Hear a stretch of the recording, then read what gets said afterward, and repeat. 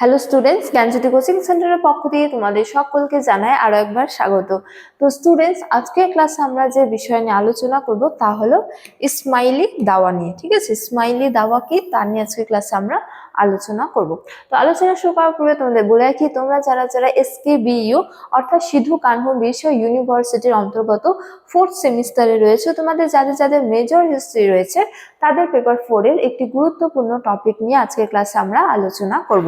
তো আলোচনা শুরু করার পূর্বে তোমাদের একটা ছোট্ট ইনফরমেশন দিয়ে রাখি যে তোমরা যারা যারা ভাবছো তোমরা এই সেমিস্টারে আমাদের সাথে অনলাইনে যুক্ত হবে, তোমরা স্ক্রিনে দুটো নাম্বার দেখতে পাচ্ছ। এই দুটো নাম্বার হলো আমাদের জ্ঞানজ্যোতি কোচিং সেন্টারের অফিসিয়াল হেল্পলাইন নাম্বার। তো তোমরা এই দুটো নাম্বারের মধ্যে যে কোনো একটিতে যোগাযোগ করে আমাদের সাথে যুক্ত হতে পারো। এছাড়া তোমাদেরকে একটু কোর্স ডিটেলসটাও বলে রাখি যে তোমাদের যাদের যাদের মেজর কোর্স রয়েছে তোমাদের জন্য যে কোর্স ফিটা রাখা হয়েছে সেটা রাখা হয়েছে কেবলমাত্র 1199 টাকা। এছাড়া তোমাদের যাদের যাদের মাইনর কোর্স রয়েছে তোমাদের জন্য যে কোর্স ফিটা রাখা হয়েছে সেটা রাখা হয়েছে কেবলমাত্র 699 টাকা। তো এই টাকার বিনিময়ে তোমরা আমাদের কাছ থেকে কি কি পেয়ে যাচ্ছ? তো এই টাকার বিনিময়ে তোমরা আমাদের কাছ থেকে পেয়ে যাচ্ছ লাইভ ক্লাসেস, এছাড়া হাই কোয়ালিটি নোটস, এছাড়া রেকর্ডেড ক্লাস এবং কি 100% কমন সাজেশন। তো স্টুডেন্টস, এই ছিল ইনফরমেশন। এবারে আমরা আজকের আলোচনা শুরু করব।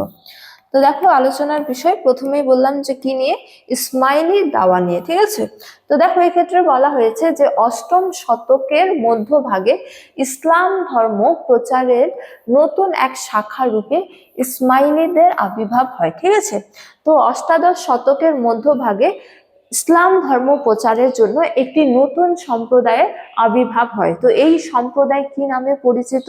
ইসমাইলি সম্প্রদায়। ঠিক আছে, ইসমাইলি নামে পরিচিত। তো তাদের প্রধান কর্তব্য বা দায়িত্ব কি ছিল? ইসলাম ধর্ম প্রচার করা। ঠিক আছে, বা বলা যায় যে অষ্টম শতকের মধ্যভাগে ইসলাম ধর্ম প্রচারের জন্য যে এক নতুন শাখার উদ্ভব হয় তারা কি নামে পরিচিত? ইসমাইলি। ঠিক আছে, তো দেখো তারপরে বলা হয়েছে যে 9ম শতকের শুরুতে আব্দু আল্লাহ বিন মাইমুন এদের নেতৃত্ব দেন। ঠিক আছে, এই যে ইসমাইলি, ঠিক আছে, এদের প্রধান লক্ষ্য কি ছিল? ইসলাম ধর্ম প্রচার করা। তো তাদের নেতৃত্ব দান কে করেছিল? এই নামটা তোমাদের একটু মনে রাখতে হবে যে আব্দু আল্লাহ বিন মাইমুন। ঠিক আছে, এই আব্দু আল্লাহ বিন মাইমুন কি করেছিল? ইসমাইলিদের নেতৃত্ব দান করেছিল। কিসের জন্য? ইসলাম ধর্ম প্রচারের জন্য। ঠিক আছে, তো তারপরে দেখো বলা হয়েছে যে ইসমাইলিদের ধর্ম প্রচারকদের এই সময় সাধারণভাবে নির্দেশ দেওয়া হয় যে প্রচার কার্যে তারা যে দেশে যাচ্ছেন তাদের বক্তব্য যেন সেখানকার স্থানীয় জনগণের সঙ্গে কি হয়ে যায়? সংগতিপূর্ণ হয়। অর্থাৎ এই সময় ইসমাইলি যারা ছিল, ঠিক আছে, তো তারা বিভিন্ন স্থানে ধর্ম প্রচার করে বেড়াতেন, ইসলাম ধর্ম প্রচার করে বেড়াতেন।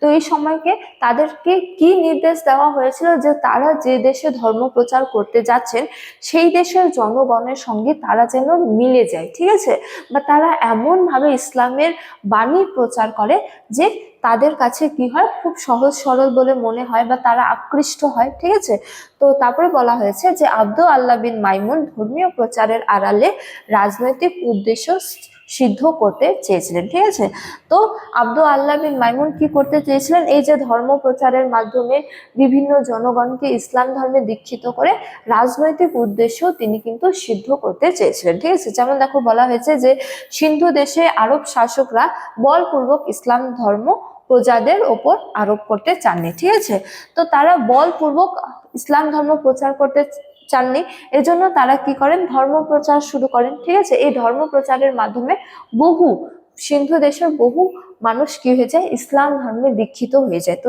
এইভাবে তাদের কি হয়? রাজনৈতিক উদ্দেশ্য চরিতার্থ হয়ে যায়। ঠিক আছে, যেমন দেখো বলা হয়েছে যে আরব বণিকরা সিন্ধু দেশকে কেন্দ্র করে একদিকে চীন ও শ্রীলঙ্কা এবং অন্যদিকে তুর্কিস্তান ও খোরাসানের সঙ্গে কি করতো? বাণিজ্যিক সম্পর্ক গড়ে তোলেন। এই যে আরব দেশের বণিকরা কি করতো? সিন্ধু দেশকে কেন্দ্র করে বা সিন্ধু দেশে যে ব্যবসা বাণিজ্য করতে আসতো, সিন্ধু দেশের সঙ্গে সঙ্গে তারা কি করতো? একদিকে চীন ও শ্রীলঙ্কার সঙ্গে বাণিজ্যিক সম্পর্ক গড়ে তুলেছিল এবং অপরদিকে তুর্কিস্তান ও খোরাসানের সঙ্গে বাণিজ্যিক সম্পর্ক গড়ে তুলেছিল। ঠিক আছে, যেমন দেখো বলা হয়েছে যে একজন ইসমাইলি ধর্ম প্রচারক পীর সরদ আবদিন আবদিন সিন্ধু দেশে ধর্ম প্রচারে নিজেকে নিয়োজিত করেন। তো এমনই একজন বণিক যিনি সিন্ধু দেশে বাণিজ্য করতে এসেছিলেন, তিনি ছিলেন কি ইসমাইলি, ঠিক আছে, অর্থাৎ তিনি বণিক হিসেবে ধর্ম প্রচার করতে এসেছিলেন। যেমন দেখো তার নাম কি, পীর সাদার আবদিন, ঠিক আছে। তো তিনি সিন্ধু দেশে বাণিজ্য করতে এসে কি করেছিল, ইসমাইলি হিসেবে নিজের যে দায়িত্ব সেই দায়িত্ব পূর্ণ করেছিল, অর্থাৎ কি করেছিল, ইসলাম ধর্মের বাণী প্রচার করেছিল, ঠিক আছে। যেমন দেখো বলা হয়েছে যে 10 অবতার নামে এক গ্রন্থে তিনি তিনি প্রচলন করেন, যে এতে তিনি এক গ্রন্থ প্রচলন করেন এবং এই গ্রন্থে কি হয়েছে, ব্রহ্মাকে মোহাম্মদ, তারপরে বিষ্ণুকে আলী এবং কি আদমকে শিব রূপে দেখানো হয়েছে। অর্থাৎ এই বিভিন্ন পদক্ষেপের মাধ্যমে তারা কি করেছিল, ইসলাম ধর্মের যে দিকগুলি, সহজ সরল দিকগুলি, সেই দিকগুলি জনগণের নিকট তুলে ধরেছিল, ঠিক আছে।